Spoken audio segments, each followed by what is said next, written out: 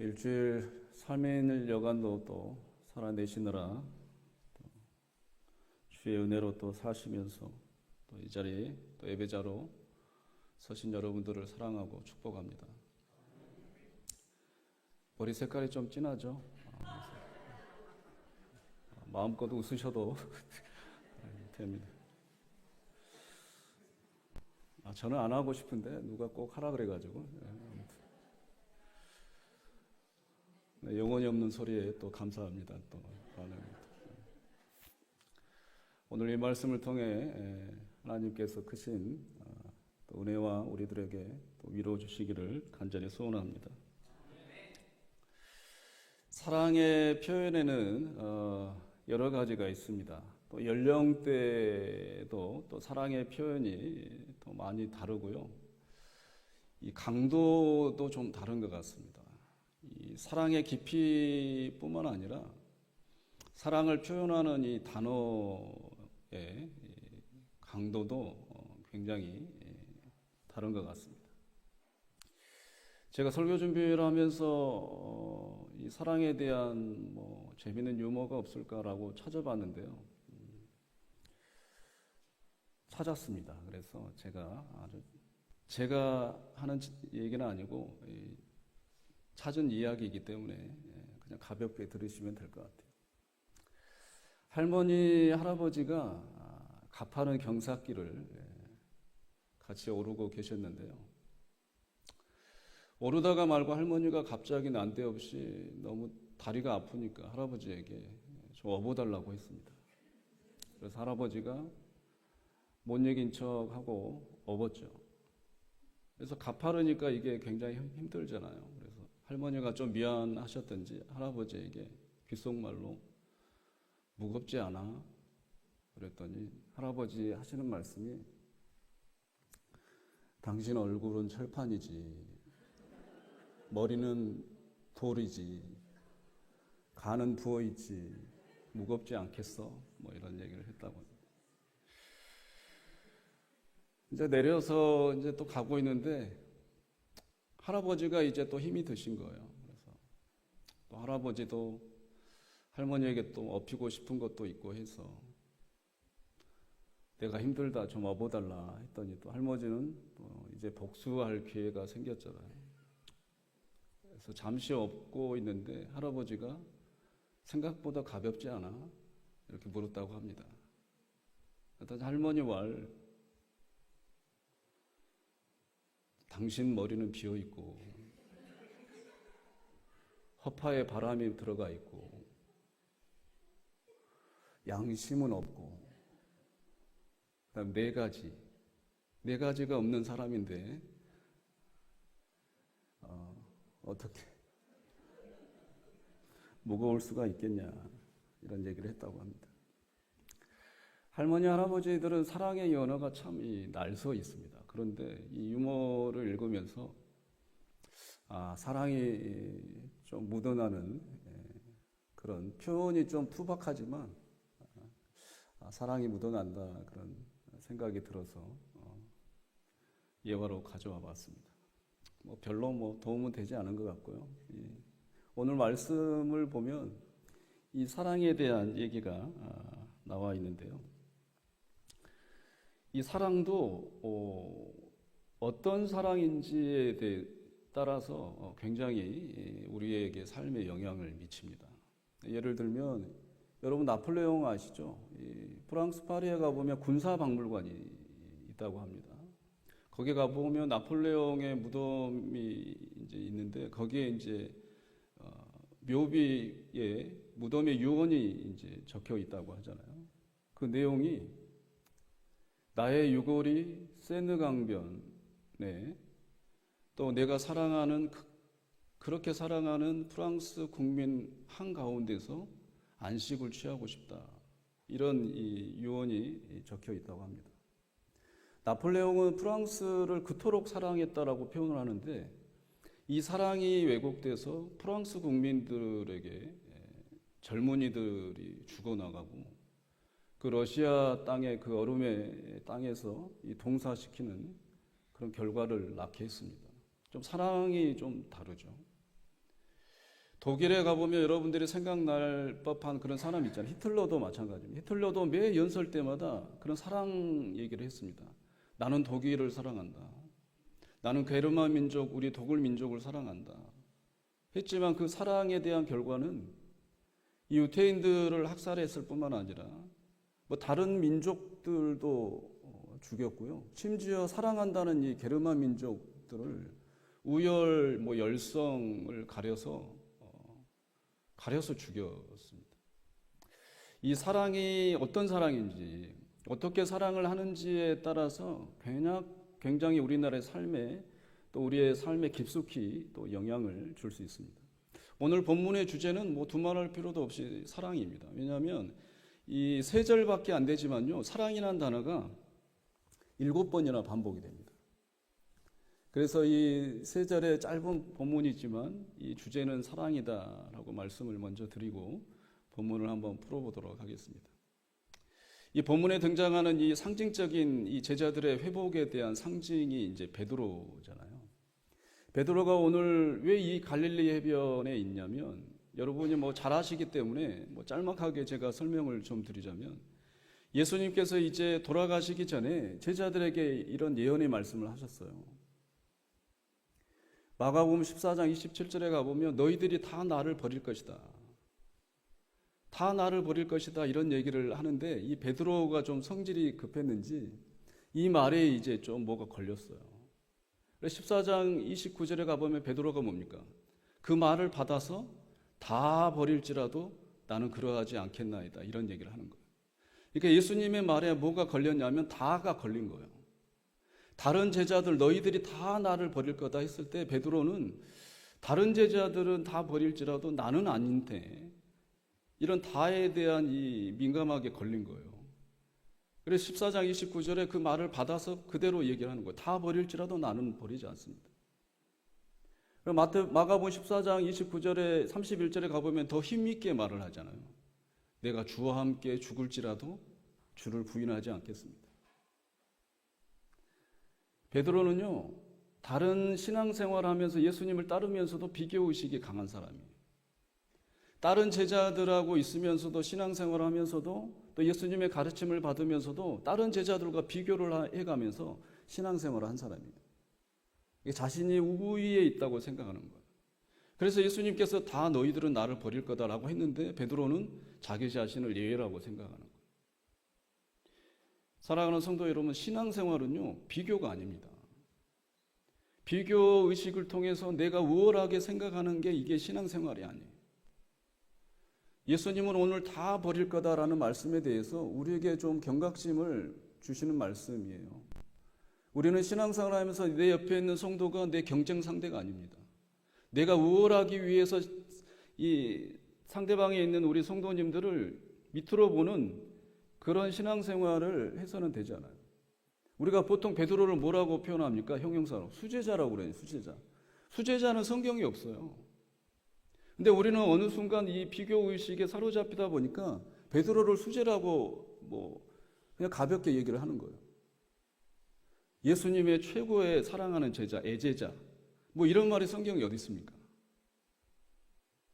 예수님께서 너는 내 수제자야 이렇게 말씀하신 적도 없어요.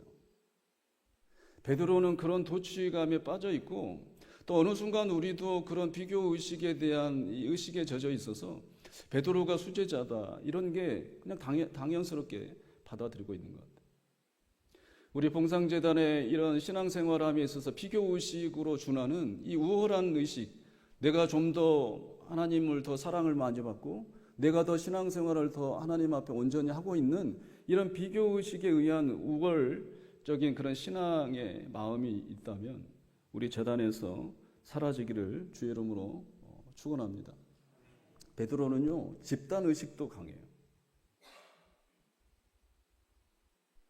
예수님께서 어느 날 이 부자 청년이 다가와서 말을 합니다. 그 대화 끝에 예수님께서 한마디 말씀하세요. 너가 가지고 있는 재산을 다 팔아서 가난한 사람에 주고 나를 따르라. 그랬더니 이 사람이 그냥 가잖아요. 근심하면서 그냥 예수님을 따르지 않고 갑니다. 그래서 예수님께서 하시는 말씀이 이거예요. 그 뒷모습을 보고 제자들에게 하시는 말씀이에요. 마태복음 10장 25절에 가보면 예수님께서 그러잖아요.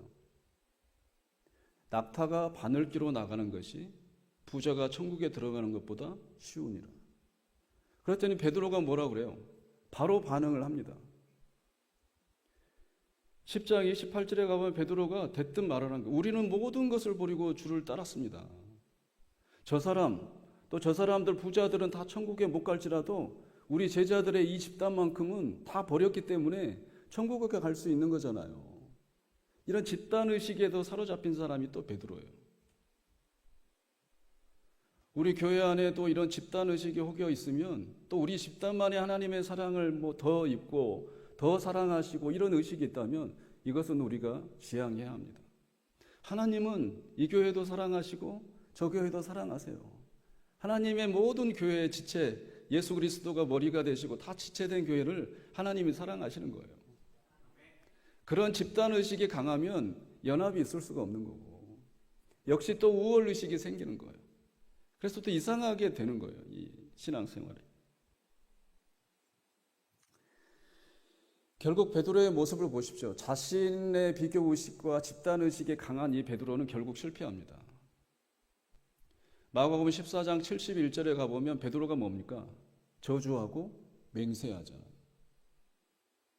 예수님을 그냥 단순히 부인하는 게 아니에요. 저주하고 맹세하고 막 퍼부어대는 거예요. 공동번역을 한번 보겠습니다.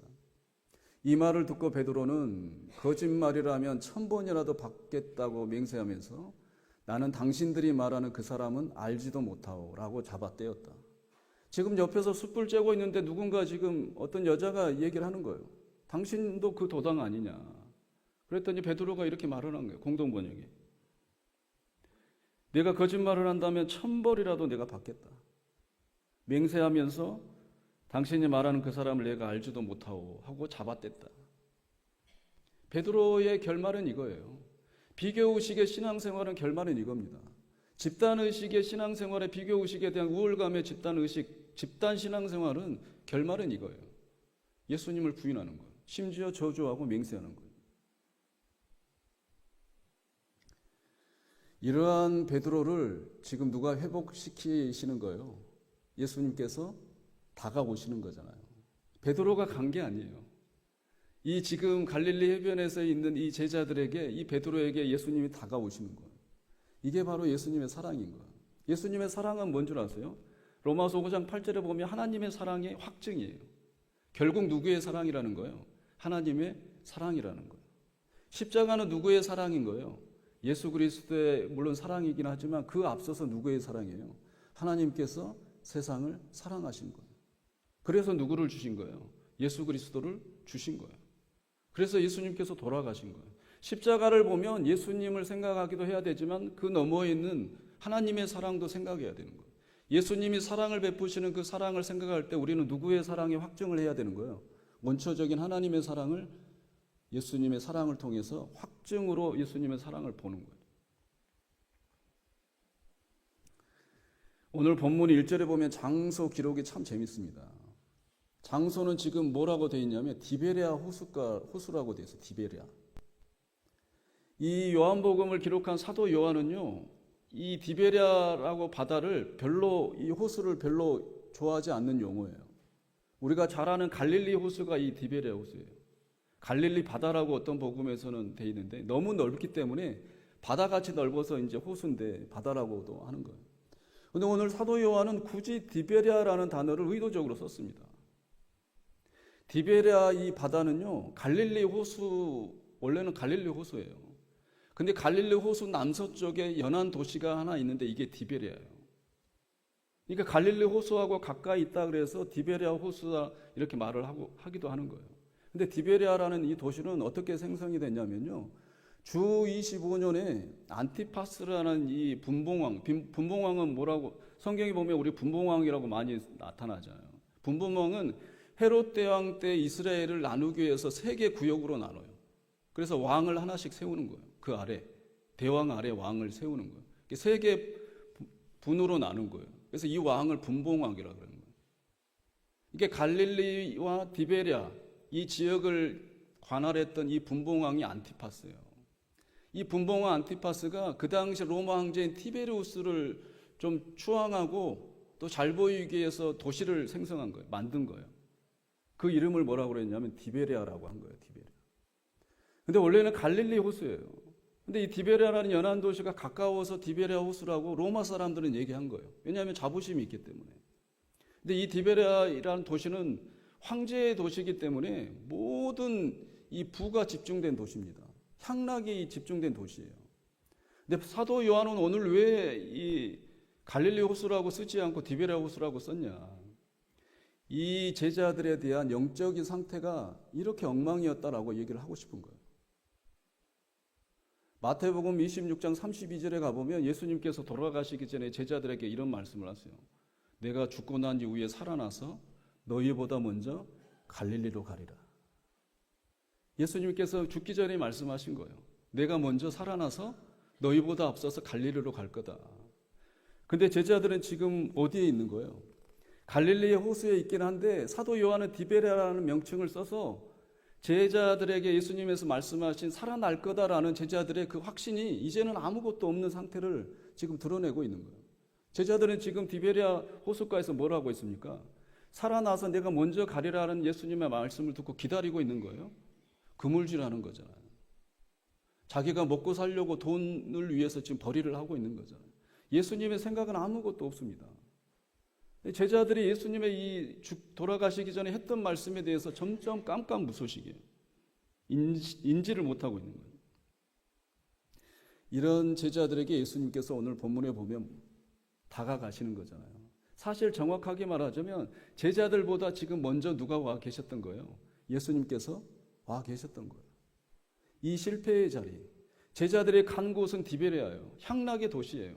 그곳에 갔어도 예수님을 실망하고 등돌아서 향락의 도시에 가서 빠져서 물질을 먹고 살기 위해서 그물질하는 이 제자들에게 예수님께서도 가신 거예요.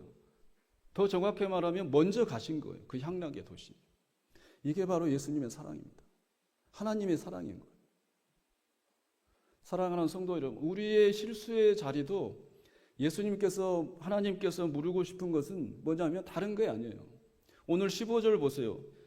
예수님께서 요한의 아들 시몬아 내가 이 사람들보다 나를 더 사랑하느냐 묻잖아요. 저는 이 번역본을 별로 좋아하지 않습니다. 이 사람들이라고 하는 헬라어 단어의 뜻은 하나는 또 물건을 뜻해요. 이것들보다 나를 더 사랑하느냐. 만약에 오늘 개역개정의 번역대로 하자면 이 사람들보다 나를 사랑하느냐 이 말은 뭐예요? 비교하는 거잖아요. 이 사람들보다 너 나를 더 사랑해? 예수님이 비교하시는 분이세요? 그런 건 아니잖아요. 예수님이 우리 성도님들을 향해서 너 저 사람보다 너 나 더 사랑해? 이런 비교의식을 더 하도록 하는 분이 우리 예수님이 아니시잖아요. 저는 개인적으로 이 사람들보다는 이것들보다 더 해석을 더 좋아합니다. 예수님이 베드로에게 말씀하시는 거예요. 너가 이것들보다 나를 더 사랑해?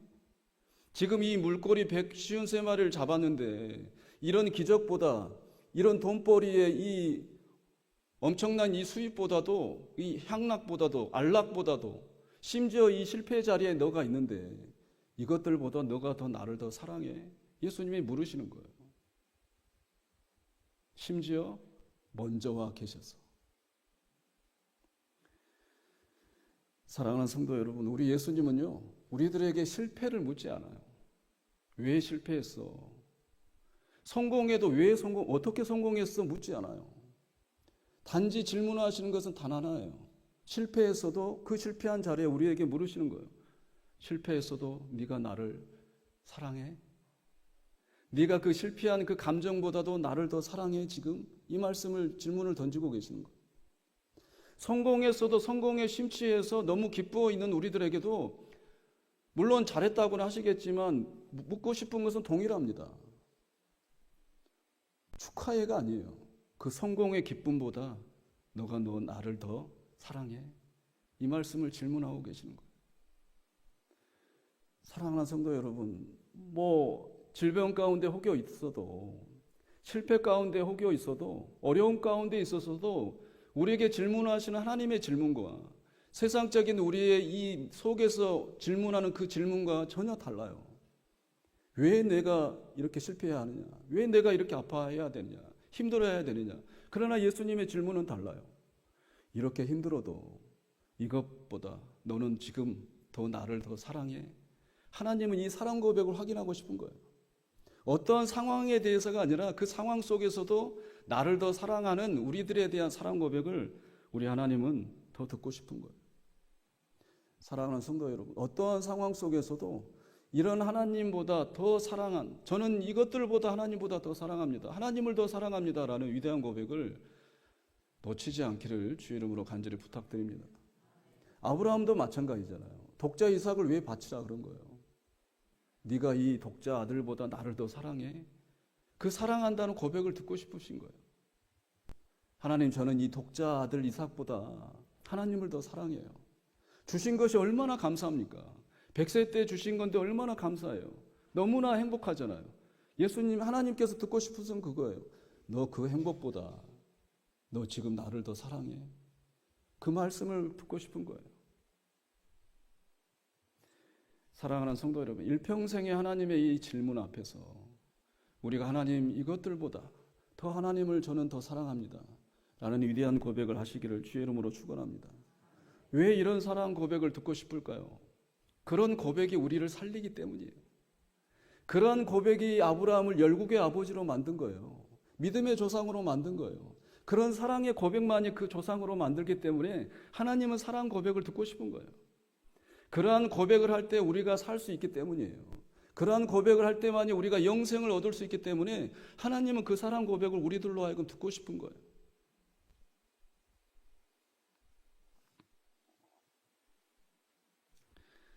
(17절) 보시면 연거푸 예수님께서 3번 물으시잖아요. 네가 나를 더 사랑해?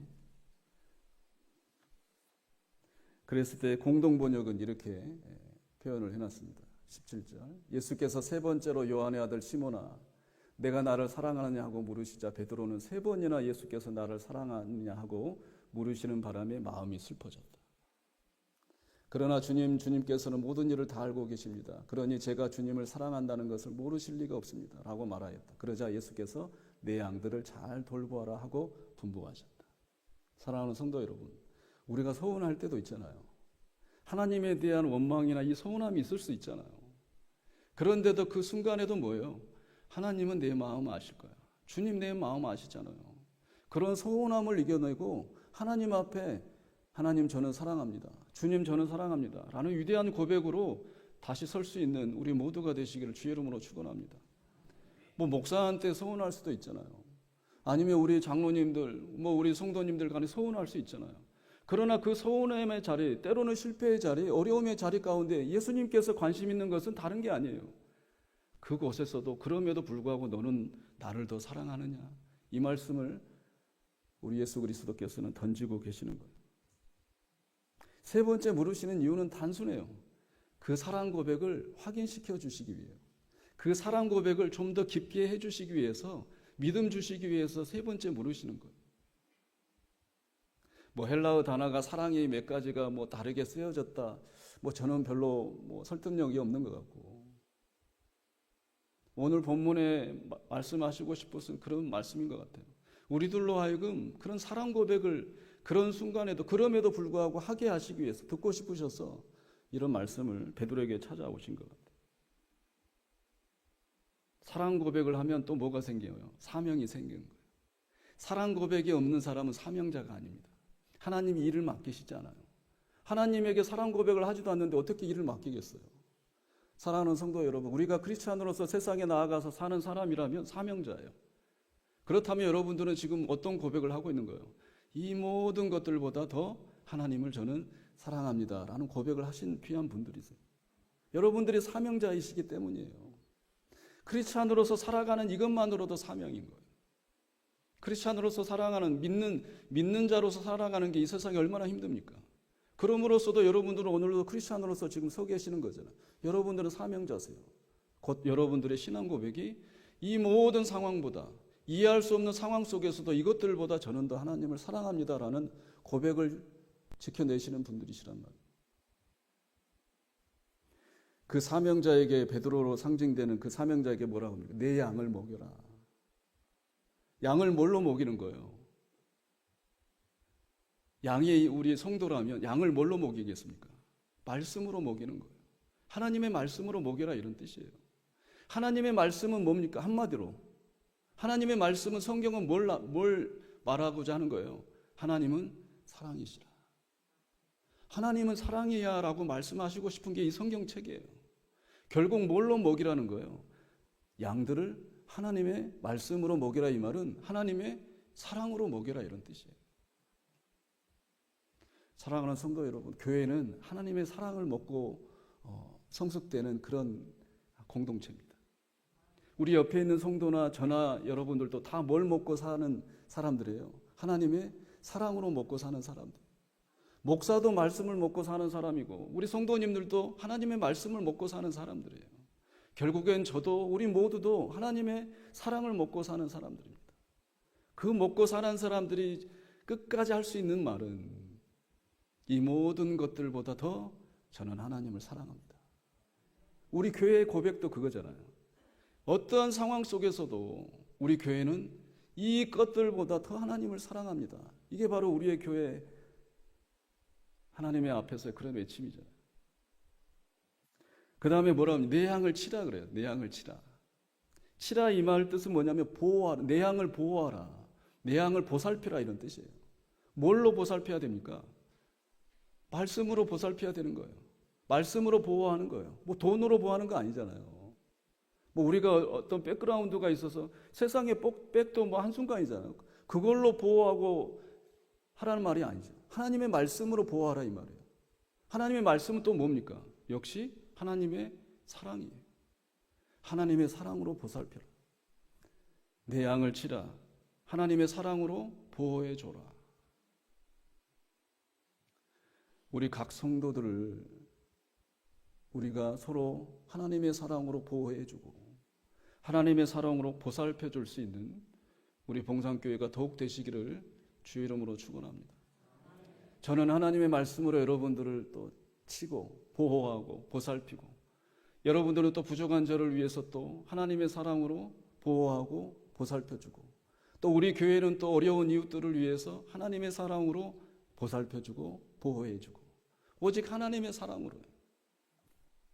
그런 우리 모두가 되시기를 주의 이름으로 부탁드립니다. 설트라인이라고 들어보셨나요?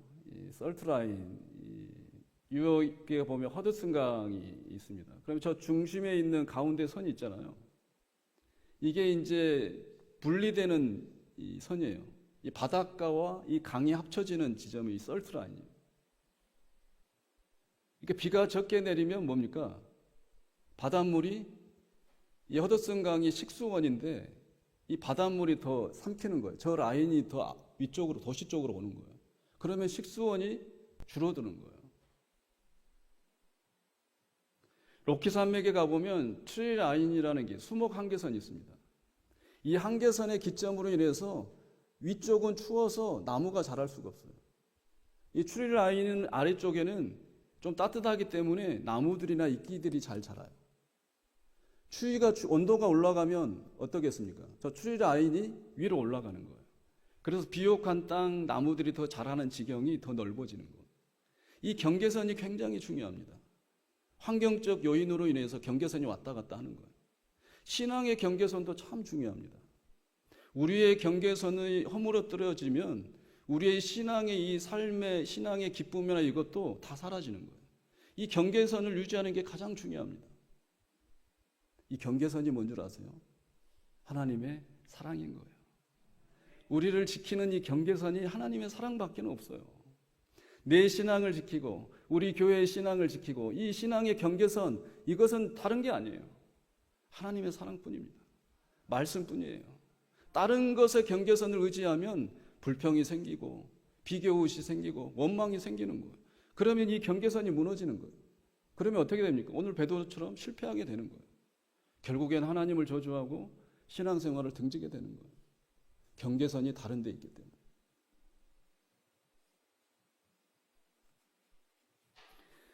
사랑하는 성도 여러분, 목사에게도 마찬가지입니다. 우리 장로님들에게도 마찬가지예요. 직분자에게 하나님의 질문은 똑같습니다. 알고 너는 목사이기 때문에 이러지 않아요. 목사에게도 물으시는 질문은 똑같아요. 너는 이것들보다 나를 더 사랑하느냐? 그 자리에 있는 너에게 하나님은 뭐 다른 거 원하지 않아요. 듣고 싶은 질문하시는 건 단 하나예요. 이것들보다 너는 나를 더 사랑하느냐. 사랑하는 성도 여러분, 비교의식과 우월감과 이런 게 있다면 우리의 직분 속에서도, 우리의 상황 속에서도, 뭐 재물 속에서도 우리가 놓지 말아야 될 하나님의 그 질문을 늘 상기하면서 복귀하시기를 주의 이름으로 축원합니다. 하나님은 물으시는 게 단 한 가지예요. 그 중에서, 그 속에서 너는 나를 더 그것들보다 사랑해?